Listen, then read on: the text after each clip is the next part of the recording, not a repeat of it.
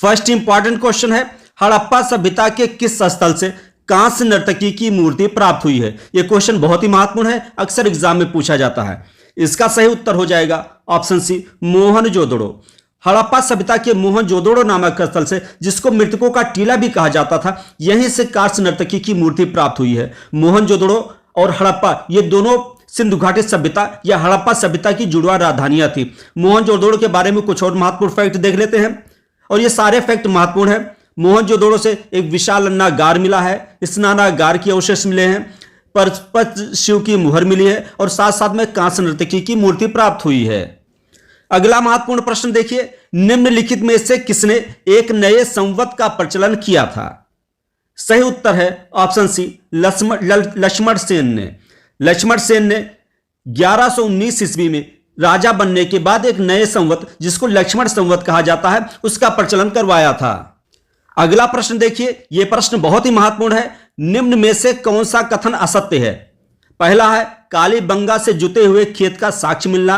यह बिल्कुल सही बात थी। कालीबंगा से जुते हुए खेत का साक्ष्य मिला था, जिसमें 2 फसलें बोई गई थी, एक सरसों थी और दूसरा चना था। सिंधु घाटी लिपि की सूचना मोहरों से प्राप्त हुई है। सिंधु घाटी लिपि के बारे में जानकारी हमें मोहरों से प्राप्त हुई है, यह भी सही है। सुरकोटडा से घोड़े के अवशेष प्राप्त हुए हैं, यह भी सही है। गाय अंकित मोहरें सबसे कम संख्या में प्राप्त हुई हैं, यह गलत है। गाय अंकित कोई मोहर प्राप्त ही नहीं हुए, न कम संख्या में न ज्यादा संख्या में। सिंधु घाटी सभ्यता में गाय का उतना महत्व नहीं था, न उसकी कोई मोहरें प्राप्त हुई थी, इसलिए ऑप्शन डी आपका गलत है। अगला प्रश्न देखिए, यह प्रश्न भी बहुत महत्वपूर्ण है। विक्रम संवत और शक संवत का आरंभ के बीच कितने वर्षों का अंतर है? सही उत्तर है ऑप्शन सी, 135 वर्ष का। विक्रम संवत, जिसका प्रारंभ उज्जैन के एक राजा ने किया था, जिसने विक्रमादित्य की उपाधि धारण की थी। शक संवत की शुरुआत कनिष्क के समय में हुई थी। शक संवत की शुरुआत 78 ईस्वी में हुई थी, जबकि विक्रम संवत की शुरुआत 58 ईसा पूर्व में हुई थी। इन दोनों के बीच 135 वर्ष का अंतर है। अगला महत्वपूर्ण प्रश्न देखें, पशुपत की मुहर कहां से मिली है? सही उत्तर है ऑप्शन ए, मोहनजोदड़ो से। मोहनजोदड़ो जो हड़प्पा सभ्यता की जुड़वा राजधानी में से एक था, यहीं से पशुपत शिव की मुहर मिली है। इसके साथ साथ यहां कांस्य नर्तकी की मूर्ति मिली है, विशाल अन्नागार मिला है, और साथ साथ में विशाल स्नानागार के अवशेष भी यहीं से प्राप्त हुए हैं। यह प्रश्न आजकल अक्सर पूछा जा रहा है, कार्बन 14 तिथि निर्धारण पद्धति का विकास किसने किया था? सही उत्तर है ऑप्शन डी, बिलार्ड लिब्बी ने। कार्बन 14 तिथि निर्धारण विधि, जो हड्डियों में उपस्थित कार्बन 14 के आधार पर किसी की अवशेष कितने पुराने हैं, इसी का पता लगाया जा सकता है। इस पद्धति का विकास बिलार्ड लिब्बी ने किया था। अगला महत्वपूर्ण प्रश्न देखिए, सिंधु सभ्यता में गोदीवाड़ा का साक्ष्य कहां से प्राप्त हुआ है?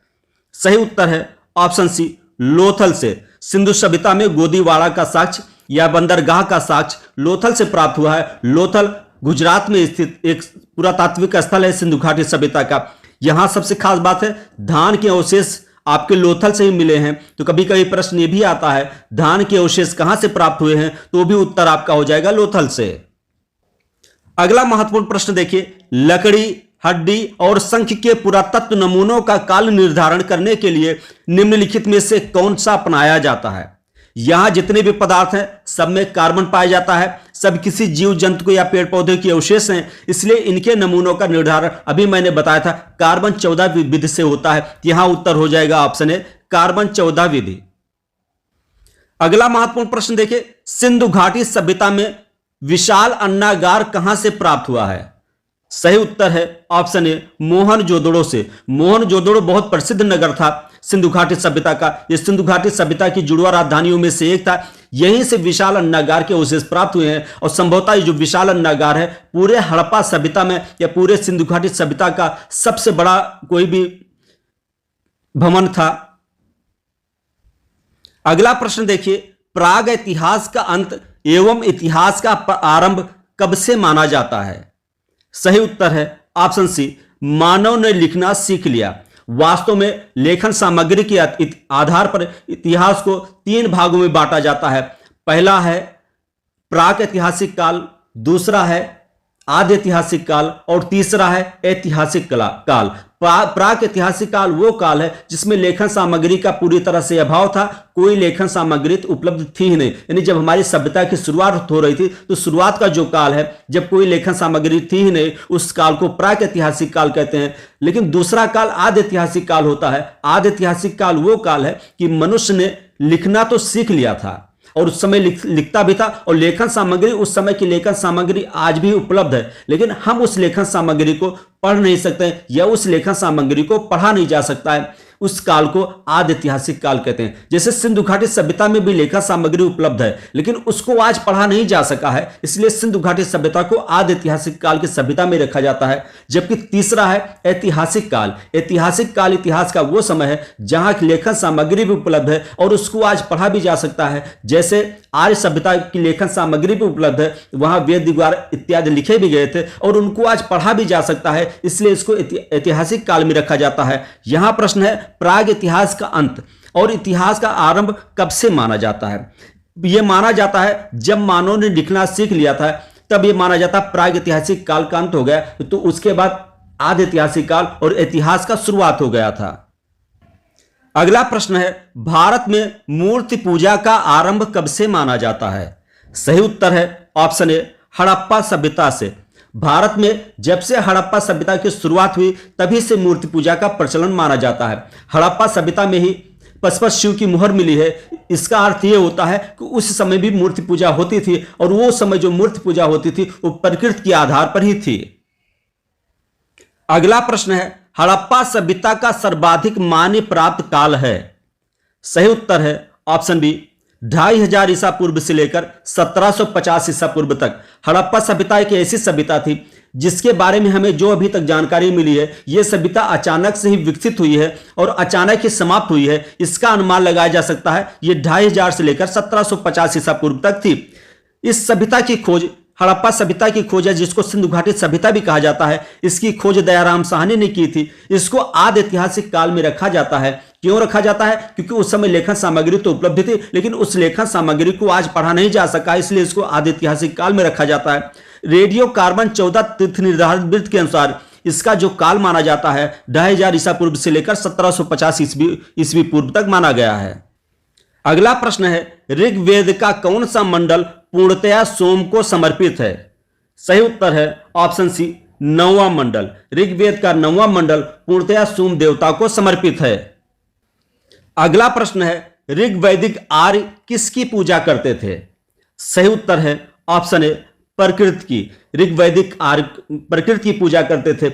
ऋग्वैदिक आर्यों के समय में जो भी देवता थे वो किसी न किसी प्रकृति के रूप का प्रतिनिधित्व करते थे, चाहे सूर्य हो, चंद्र हो या पृथ्वी हो या धव हो या कोई भी देवता था, वो किसी न किसी प्रकृति का प्रतिनिधित्व करता था। इसीलिए कहा जाता है ऋग्वैदिक आर्य प्रकृति की पूजा करते थे। अगला प्रश्न है आर्य भारत में सबसे पहले कहां बसे? सही उत्तर है ऑप्शन ए सप्त सैंधव प्रदेश।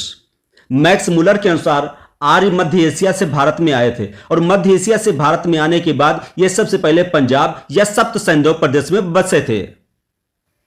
अगला प्रश्न है पूर्व वैदिक या ऋग्वैदिक संस्कृत का काल किसे माना जाता है? सही उत्तर है ऑप्शन ए 1500 ईसा पूर्व से लेकर 1000 ईसा पूर्व तक। 1500 ईसा पूर्व से लेकर 1000 ईसा पूर्व तक जब ऋग्वेद का निर्माण हो रहा था, उस काल को ऋग्वैदिक काल या ऋग्वैदिक संस्कृत या वैदिक पूर्व वैदिक काल माना जाता है। कभी कभी इसको वैदिक काल भी कहा जाता है और इसके बाद वाला काल यानी 1000 ईसा पूर्व से बाद वाला काल ये उत्तर वैदिक काल में आता है। अगला प्रश्न है आर्यों का मूल निवास स्थान कहां था?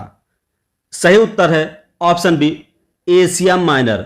वास्तव में इसके बारे में बहुत ही कंफ्यूजन है। कुछ लोग कहते हैं आर्यों का मूल निवास तिब्बत था, जैसे दयानंद सरस्वती ने कहा था आर्यों का मूल निवास तिब्बत था, जबकि बाल गंगाधर तिलक ने यह कहा था आर्यों का मूल निवास आर्कटिक प्रदेश है यानी उत्तरी ध्रुव पर था, जबकि मैक्स मुलर ने यह कहा आर्यों का मूल निवास एशिया माइनर है। इसलिए यही माना जाता है आर्यों का मूल निवास एशिया माइनर या मध्य एशिया को माना जाता है।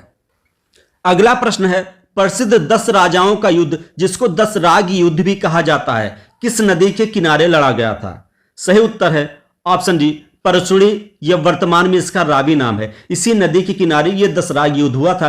यह दसराज युद्ध राजा सुदास और 10 अन्य राजाओं के बीच में हुआ था, जिसमें राजा सुदास विजयी हो गए थे। राजा सुदास के जो पुरोहित थे वो वशिष्ठ थे, जबकि अन्य 10 राजाओं का नेतृत्व एक साथ में विश्वामित्र कर रहे थे। इस युद्ध में राजा सुदास विजयी हो गए थे। अगला प्रश्न है, उत्तर वैदिक संस्कृत का काल माना जाता है। सही उत्तर है ऑप्शन बी 1000 से लेकर 600 ईसा पूर्व तक। 1000 ईसा पूर्व से लेकर 600 ईसा पूर्व तक का काल उत्तर वैदिक काल में माना जाता है। अगला प्रश्न है, निम्न में से कौन असत्य है? फर्स्ट है हड़प्पा सिंधु नदी। यह कथन आपका गलत है। हड़प्पा सिंधु नदी के किनारे नहीं बसा था, हड़प्पा रावी नदी के बाएं तट पर बसा था, इसलिए पहला यह आपका गलत हो गया। हड़प्पा रावी नदी के बाएं तट पर बसा था, जबकि मोहनजोदड़ो ये सिंधु नदी के दाएं तट पर बसा था। कालीबंगा घग्गर नदी के किनारे बसा था। आलमगीरपुर हिंडन नदी के किनारे बसा था। ये तीनों ऑप्शन आपके सही है, जबकि हड़प्पा सिंधु नदी ये ऑप्शन गलत है। हड़प्पा सिंधु नदी नहीं होगा, हड़प्पा रावी नदी होगा। अगला प्रश्न है, धर्मशास्त्रों में भू राजस्व की दर क्या थी? सही उत्तर है 1/6 भाग। धर्मशास्त्रों के अनुसार कोई भी राजा भू राजस्व की दर 1/6 भाग से अधिक नहीं कर सकता है, यानी कुल मिलाकर भू राजस्व 1/6 ही वसूला जाएगा। लेकिन इतिहास में इसका कभी पालन नहीं हुआ। कुछ ही शासक ऐसे थे या शुरुआत के शासक ऐसे थे जो 1/6 भाग वसूलते थे। बाद के शासक या मध्यकालीन भारत में आते आते शासक तो उतने हो गए थे तो भू राजस्व को आधा भाग वसूलने लगे थे। अगला प्रश्न है, आर्य का शाब्दिक अर्थ क्या है? सही उत्तर है ऑप्शन बी श्रेष्ठ या कुलीन। आर्य कोई कबीले का प्रतिनिधित्व नहीं हुआ था। आर्य एक अपना एक अलग शब्द है, एक भाषाई शब्द है जिसका अर्थ होता है श्रेष्ठ या कुलीन। अगला प्रश्न है, गायत्री मंत्र संबंधित है?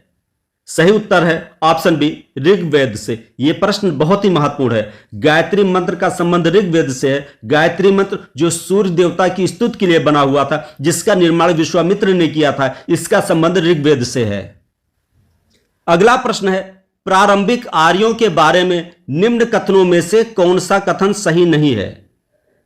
यहां जितने भी कथन दिए हैं, ऑप्शन ए संस्कृत बोलते थे, बिल्कुल सही बात है। आर्यों की भाषा संस्कृत थी।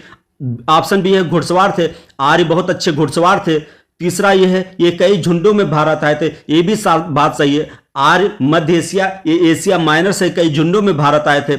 ऑप्शन डी नगरों में निवास करते थे, यह प्रश्न गलत है। यह आपका ऑप्शन डी गलत है। आर्य नगरों में नहीं निवास करते थे, आर्य गांवों में निवास करते थे, ये कबीलाई क्षेत्रों में रहते थे। आर्यों को ग्रामीण सभ्यता माना गया है, इसलिए आपका ऑप्शन डी गलत है। अगला प्रश्न है, सत्यमेव जयते कहां से लिया गया है?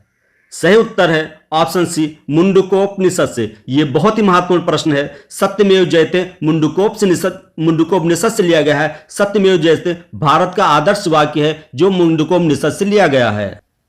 अगला प्रश्न है, इनमें से किस फसल का ज्ञान वैदिक काल के लोगों को नहीं था? सही उत्तर है ऑप्शन डी तंबाकू। तंबाकू का ज्ञान वैदिक काल के लोगों को नहीं था, जबकि जौ, गेहूं, चावल इन तीनों का ज्ञान वैदिक काल के लोगों को था। तंबाकू ये जहांगीर के काल में पुर्तगालियों के द्वारा भारत लाई गई थी, इसलिए उससे पहले तंबाकू के बारे में भारतीयों को ज्ञान नहीं था। तंबाकू के बारे में भारतीयों को ज्ञान पुर्तगालियों के काल में आई।